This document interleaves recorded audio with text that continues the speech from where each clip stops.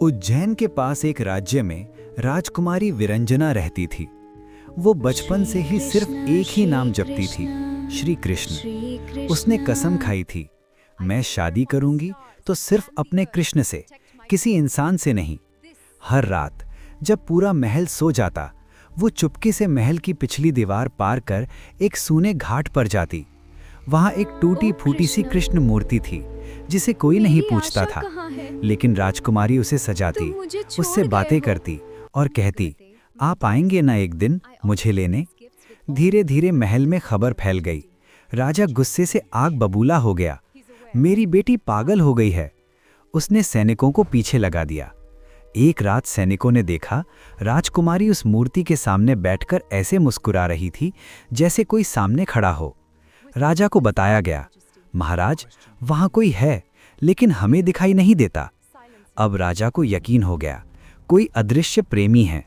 अमावस्या की काली रात राजा खुद तलवार लेकर घाट पर पहुंचा। उसने देखा राजकुमारी किसी के सामने खड़ी है और हवा में बातें कर रही है। राजा चिल्लाया, आज मैं तेरा सच खत्म कर दूंगा।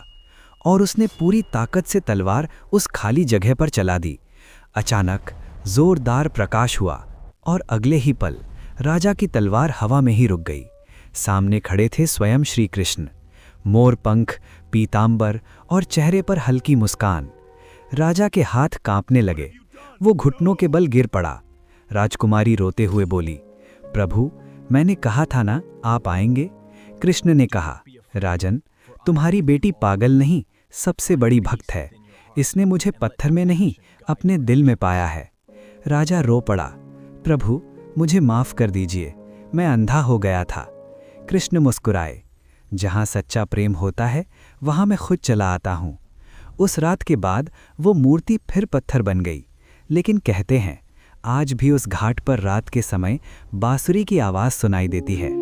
और जो सच्चे दिल से पुकारता है उसे श्री कृष्ण के दर्शन जरूर होते हैं। सीख, सच्ची भक्ति में इतनी ताकत होती है कि भगवान को भी आना पड़ता है। सच्चे भक्त हैं वे कमेंट में जय श्री कृष्ण जरूर लिखें और चैनल को सब्सक्राइब करें। आपको भी जरूर खुशी